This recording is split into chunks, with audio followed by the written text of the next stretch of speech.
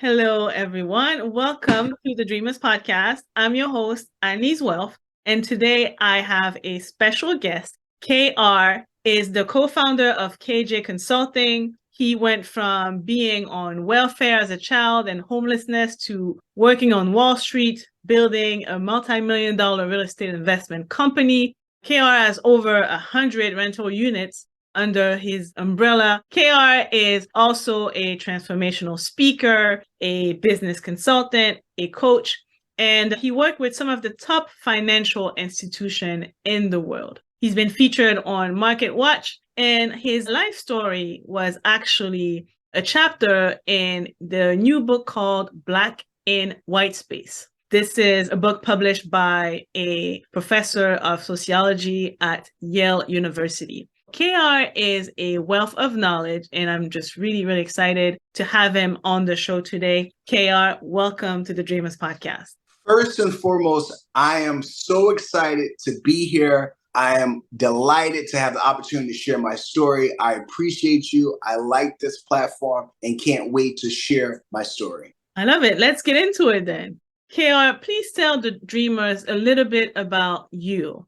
Yes. I grew up in Philadelphia, single parent household. My mother raised my 6 siblings and I on welfare. No one ever told me that you were supposed to move 18 times before you turn 18. And I'm not talking about I'm a military kid. It was because we were broke and my mother wasn't the best manager of money, but she loved us to death.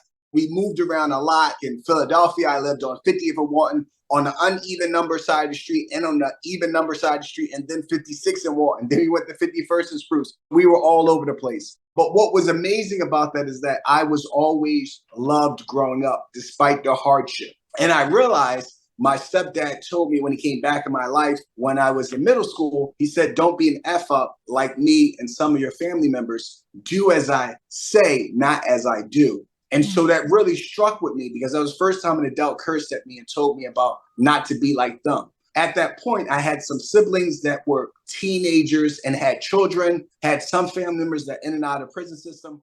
I actually decided to change my life, do a 180 from being a knucklehead in school, not focusing and smoking and drinking in middle school. Then I graduated valedictorian, went off to Bowdoin College and worked at Goldman Sachs, where I had the opportunity to learn about mergers and acquisitions, financing deals, industry work. And all the while I was working on Wall Street, I was buying real estate. I started buying my first property in 2009. By 2018, I got to 9 rental units. And then by 2019, I got to 35 rental units. And then by 2020, I got to 105 rental units. I tripled my portfolio in 1 year from 2019 to 2020. And now I have 120 plus rental units, property management business. We do landscaping, hired some family members. It's been a great journey to be able to go from having a negative net worth to being a multi-millionaire. Love the story, and I cannot wait to find out more about how you did it, right? KR, you talk about the victim of your dreams instead of your circumstances, right? Yeah. What does that mean? When I was, let's say 13, I remember I was a knucklehead in middle school, skipping school, didn't take anything seriously, acting like a ghetto kid. And I started to look around. We were living at 1704 North 5th Street, a studio apartment in North Philly. And we had a hot plate. We didn't have a stove. We had a bathroom sheet. We didn't have a bathroom door. We had a bathtub and we didn't have a shower. And we had one bed. We had rats and roaches and mice and like 15 people living on top of each other. And I started to look at that and I looked at my siblings and people struggling. And I said, I'm not going to let this define me. So I started to believe in myself and see I can achieve something greater, that I can change the trajectory of my life. I went off to Bowdoin College in my senior year of high school. My brother, 1 year younger, went to prison for attempted murder and had to serve 12 years. When I was in a junior in college, my sister was murdered by the father of her 3 children. And I had to decide to keep going to college or decide to do something different. My family was on a hit list. What I mean is that I could have just buckled and say, you know what, this life isn't for me. I need to just give up. I'm trying too hard. I can't push through. But instead, I said, I'm going to become a victim of my dreams. So I decided to dream bigger. I decided to believe that I could become a citizen of the world, that good things were meant to happen to me. I started to drill that into my head, and I started to expose myself to more things than my local community, my local experience, which was saying that for young African-American men in particular, you're either going to end up dead and end up on prison or working a low-paying job. And I said, no, I can do better. I may not be the smartest. I might be the best looking, but that's another story for another day. And I said, I'm going to keep pushing through. What are some of the things that listeners can do to be victims of their dreams and not their circumstances? How did you change that? There are a couple of really practical steps. Is one, I had to master what I call the 3Ds, which is one, you got to have a burning desire, because that burning desire is going to make you want to do more, make you wake up, make you feel motivated. So you got to have that burning desire. You have to desire to want more, to desire to break out of poverty, to desire to change your circumstances. The next thing you have to do is you got to have determination. That means no matter what the world throw at you, you're going to keep coming out the corner swinging, because you're going to have moments of self-doubt. You're going to have moments that you're scared. You're going to have dark days, and you're going to have lonely days. But you have to have that desire, match that with your determination. And what's going to happen when you don't have that determination some days is that you're going to be disciplined. You come up with routines and you stick to it, because that's what's going to distinguish you from someone else. Someone else may actually, someone else's best day may actually match your best day in terms of effort. But over the long term, your 1 week, your 1 month, your 1 decade is going to outmatch others, because you had the desire, the determination, and discipline to stick to it. I tell people the first step is to master the 3Ds. The other thing is look at your current situation. If you feel as though you're not surrounded by people who love and pour into you, you need to create your own board of directors that are going to go out of their way to make you feel special, to educate you, to expose you, to pour into you.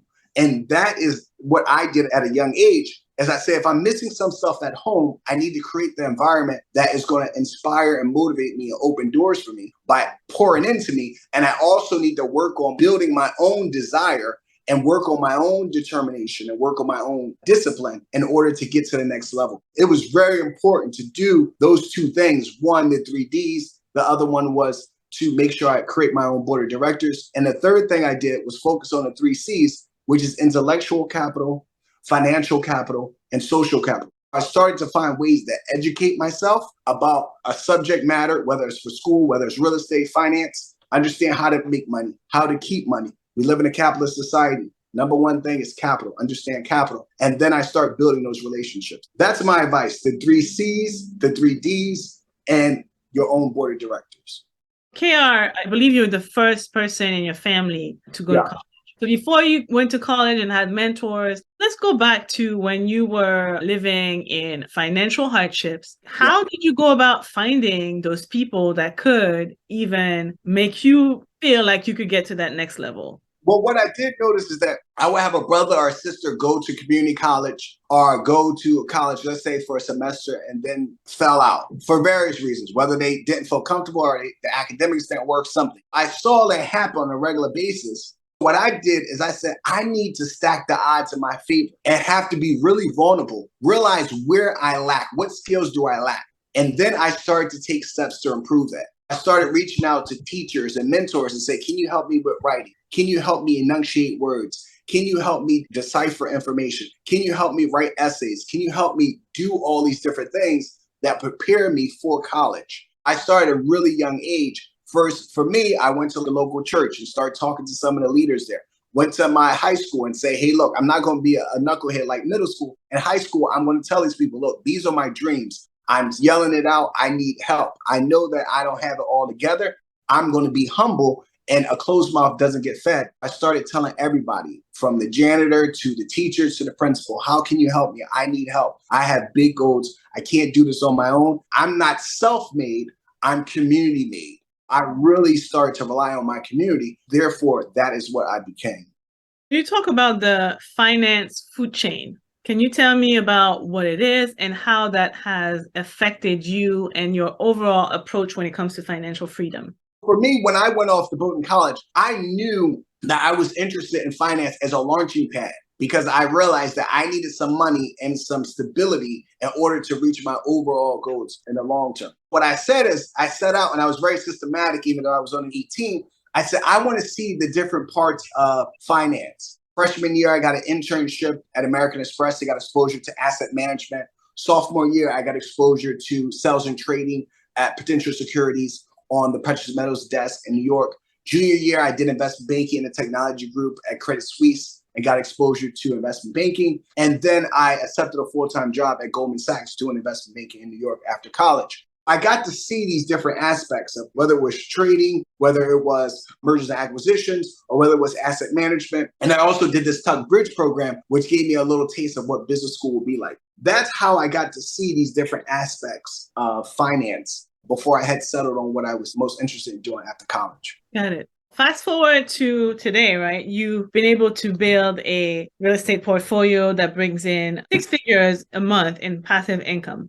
My strategy was very unconventional relative to some of my peers. I said, I'm going to keep my 9-to-5 job and I'm going to live off my 9-to-5 job, pay for my bills, pay for vacation, all those different things. And what I'm going to do over the first 10 years, primarily was my goal, but I did over the first 9 years, was buy one house on average every year. Of course, some years I bought 2, but on average, it'll be 1. 2009, I had 1. By 2018, I had 9 houses. And my plan was I want to take advantage of all the programs and benefits of putting the houses in your personal name. If it's a single family, you can put down as low as 15%, even if you don't live in it. Then you have all these different loans that will also package the buy the property and do the rehab. So I took advantage of those programs. I would go to class for a new home buyer, even if you didn't live in there, and that will help with the closing costs. But the reason why I believe success doesn't like speed, things done well are done soon enough, is because I lived that. What I would do, it was so easy to focus on one computer. Think about a computer screen. I'm a security guard, and I'm looking at this computer screen. I can catch the thief because I only have one thing to focus on. But if I bought 15 different properties at the same time, it would be very difficult things to get by me. I bought one property on average every year so I can focus. And I never had to use hard money lenders. No one has ever robbed me. No one has done all these crazy things because I can focus on one thing at a time and do it extraordinarily well. I did that for the first 9 years, and I was able to save the cash flows from these properties and also pay down the debt. Therefore, the equity was growing in these properties. Therefore, by year 10, I'm able to start putting large down payments to buy apartment buildings. That's why in 2019, I had 9 houses, 9 rental units. Then by 2019, I had 35 rental units because I had that saved, that cash up, and I also had the equity I could borrow against. And then 2020, I was able to buy even more larger properties because your cash flows are going up and your equity in the properties have increased. Therefore, your net worth also. That's how I was able to build my portfolio. But the meantime is that first I was able to build that track record. All that time sending money to the banks, learning how to do cash out refis, always doing extraordinarily well on every single deal because I took my time. That convinced the bank and other professionals to say, hey, KAYR is really good at this. He's not jumping around doing different things. He's really focused on building out his real estate skills. The track record came and then the relationships came. I leveraged the 3 R's, which is your track record, your relationships, and then your reputation will precede you. By 2020, I had a lot of people reaching out to me saying, KAYR, can I do a deal with you? That's how I went about building my business. How long did it take you to build this portfolio? What I would say is that how long it took me to build a portfolio is it took me 9 years just to get to 9 rental units. And then you start to see the portfolio really take off in year 10 and 11 because I had saved all those cash flows and I let the equity build up in the properties so I can borrow against them. And I can use that to buy bigger properties because the down payments are larger. Therefore, I can own majority of all my buildings. Are you on year 11 now of your journey? So what we would do is we start in 2009 and in 2022, that would be 13. basically like 12 years or what have you, right? Maybe year 13 now. Okay, great. I'm sure in 13 years, you've made some mistakes. You've made some good moves, some bad moves. Can you tell me about the biggest mistake you made when it comes to real estate? The biggest mistake I made in real estate, actually, because I took my time, I avoided costly mistakes. I haven't really made that many costly mistakes.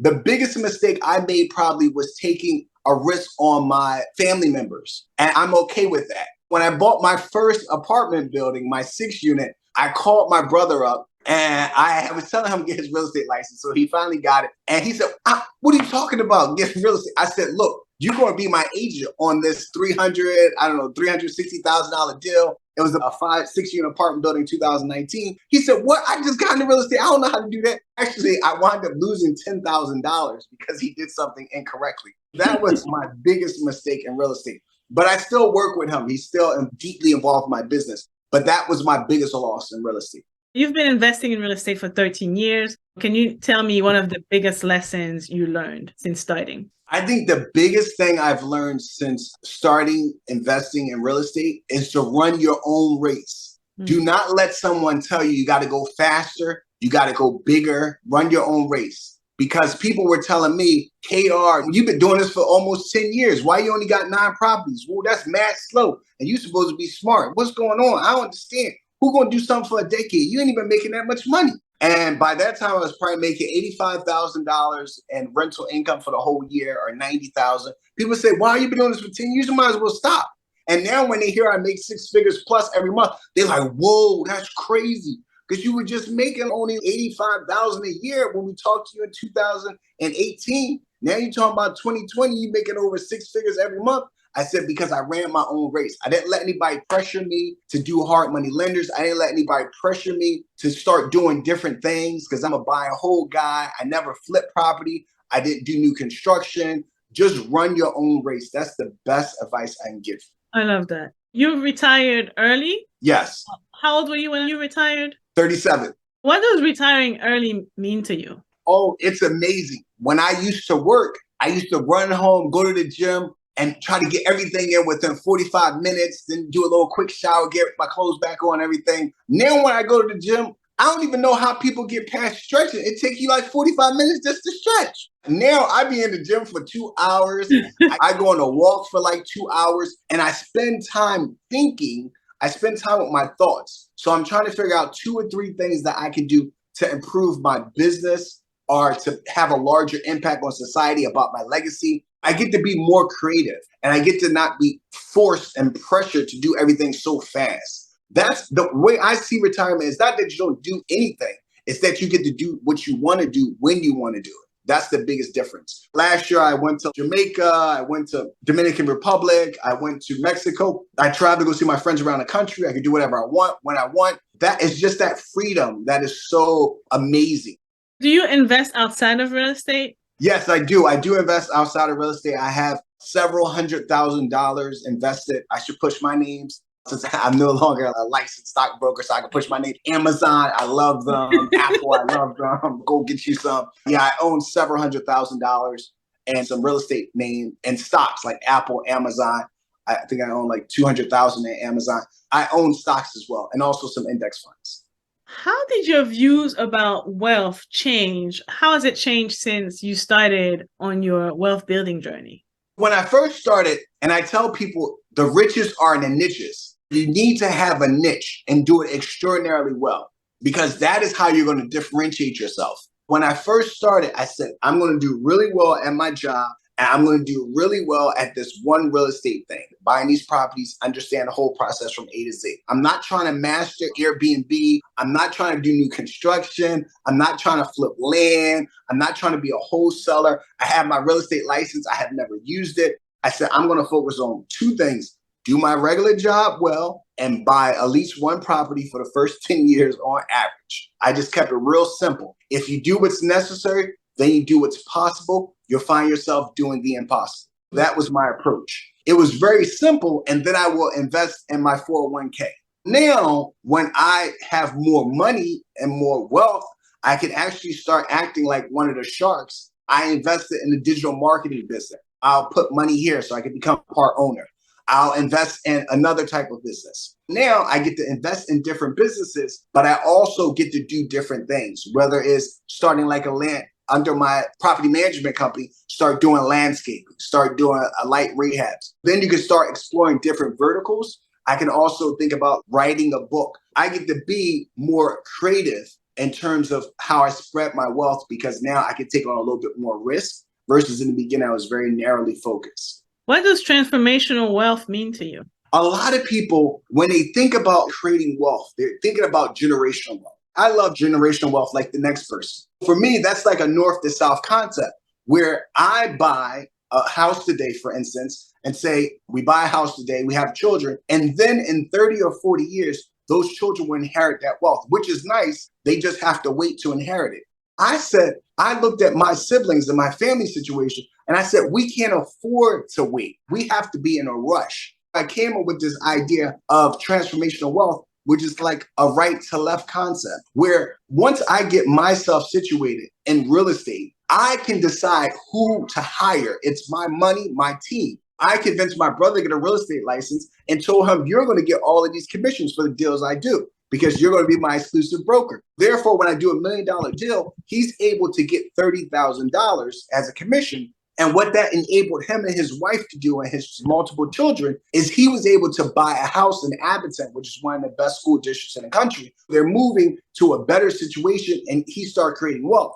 Then he works with me again, he's able to give his in-laws, his wife's parents, money so that they can move out of an apartment and buy a duplex and become landlords today, not 50 years from now, not 40 years from now.